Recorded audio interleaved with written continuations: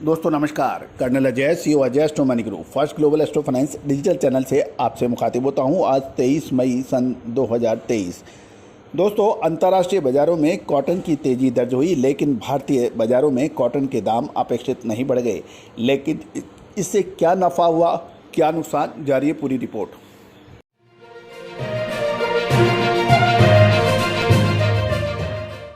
दोस्तों Ajay astro money group देश का पहला चैनल जो कमोडिटी बाजार की पल पल की खबर आप तक पहुंचाता है।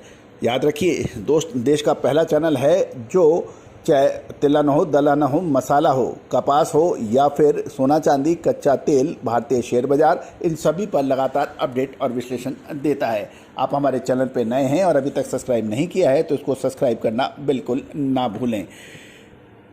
दोस्तों आपको याद होगा हमने कपास के अंदर तेजी की बात कही थी और जो कि अक्षरत सत्य साबित हुई। अंतर्राष्ट्रीय बाजारों में 79 सेंट से 86 सेंट तक जबरदस्त तेजी दर्ज हुई, लेकिन भारतीय बाजारों के अंदर वो तेजी नहीं दिखाई दी और अराइवल और किसान लगातार परेशान देखे गए। इससे फ़ायदा ये रहा कि भारतीय रुई अब चीन, ऑस्ट्रेलिया और अफ्रीकन देशों की तुलना में अब प्रतिस्पर्धा के रूप में आ गई है। इससे निर्यात बढ़ सकता है। गौरतलब है कि रुई का सीजन जब चालू हुआ था लगभग 7 महीने पहले, तो भारतीय रुई का भाव बेसिक 25 सेंट ऊंचा था, जो घटकर अब सोमवार को लगभग 2 से 2.5 सेंट रह गया है। इससे पूरे वैश्विक स्तर के ऊपर चीन, ऑस्ट्रेलिया और अफ्रीकन देशों की तुलना में भारत की रुई अब पड़ते में पड़ने लगी है, जिसका निर्यात अब हो सकता है। और गौरतलब है कि इस गिरावट की वजह से भारतीय रुई के दाम घटने से अब निर्यातक के पास भारतीय रुई की पूछ परख बढ़ने की संभावना बन रही है और ऐसे समाचार भी मिल रहे हैं। दोस्तों लगभग देश के अंदर किसान परेशान हैं क्योंकि तेजी का पूर्वानुमान जो किया गया था वो सत्य साबित नहीं हुआ। अंतर्राष्ट्रीय बाजारों के अंदर तेजी के बावजूद भी भारत के बाजारों के अंदर रुई के भाव नहीं बढ़े और उसका प्रमुख कारण अंतर्राष्ट्रीय बाजारों की तुलना में भारत के दाम अधिक हैं। दोस्तों जहाँ तक जिनर्स और स्पिनर्स की बात है, वहाँ पर लगभग सभी स्पिनर्स और जिनर्स के पास 1 से 1.5 महीने का स्टॉक होने की वजह से वो अधिक मात्रा में माल खरीदने के लिए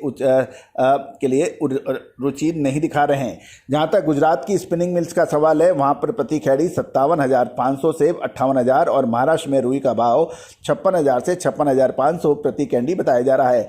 किसानों के पास स्टॉक अच्छा होने की वजह से अब वो भी बिक्री के लिए उतावले हो रहे हैं और लगभग 1 लाख बेल्स की डेली आमद दिखाई दे रही है।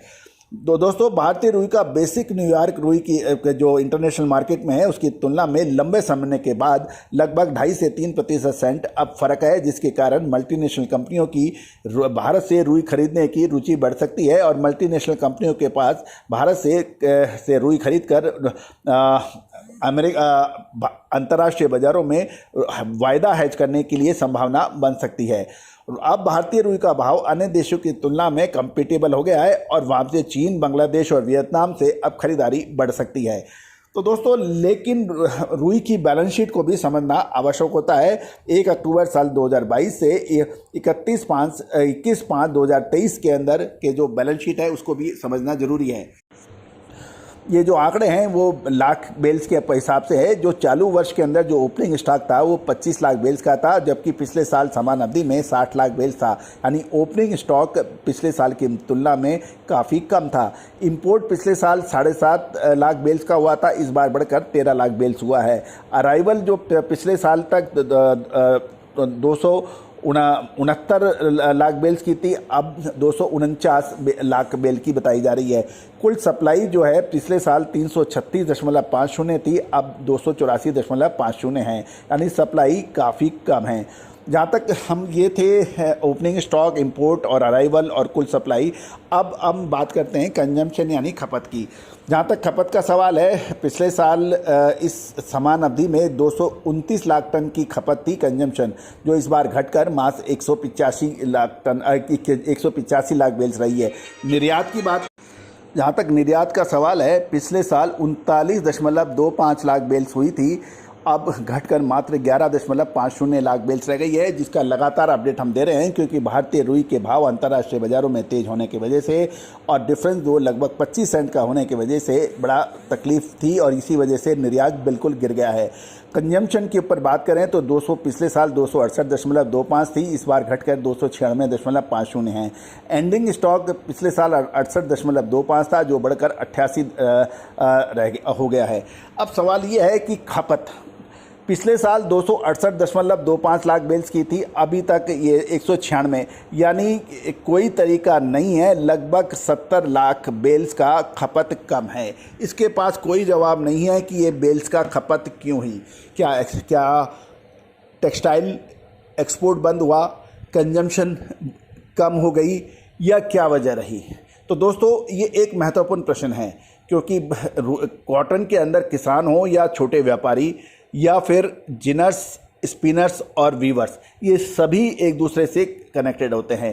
साथ साथ कॉटन सीड ऑयल और कॉटन सीड ऑयल केक, इसका भी काफ़ी प्रभाव पूरे बाज़ारों पे पड़ता है। तो कुल मिला के कॉटन की बैलेंस शीट बहुत टाइट है। इस बार किसानों को पिछले साल के मुकाबले दाम नहीं मिलने से काफ़ी निराशा है और यही वजह रही कि इस बार यदि जो अराइवल है, यदि अराइवल को देखो, पिछले साल लगभग 270 लाख बेल्स की अराइवल इस समय तक हुई थी, जो घटकर 249 है। तो अराइवल भी कम होने की वजह से ये परेशानियां हैं और सप्लाई और इसके बीच में भी सामंजस्य नहीं है। दोस्तों आने वाले समय में क्या संभावना बन सकती है जून के महीने में कॉटन की? याद रखिए, हमने आपको जब भी आपको कॉटन के अपडेट दिए हैं वो सत्य साबित हुए हैं, चाहे वो तेज़ी के हों या मंदी के। आपको हमारा चैनल कैसा लगता है कमेंट्स बॉक्स में राय दीजिए। All the very best, good luck, happy trading.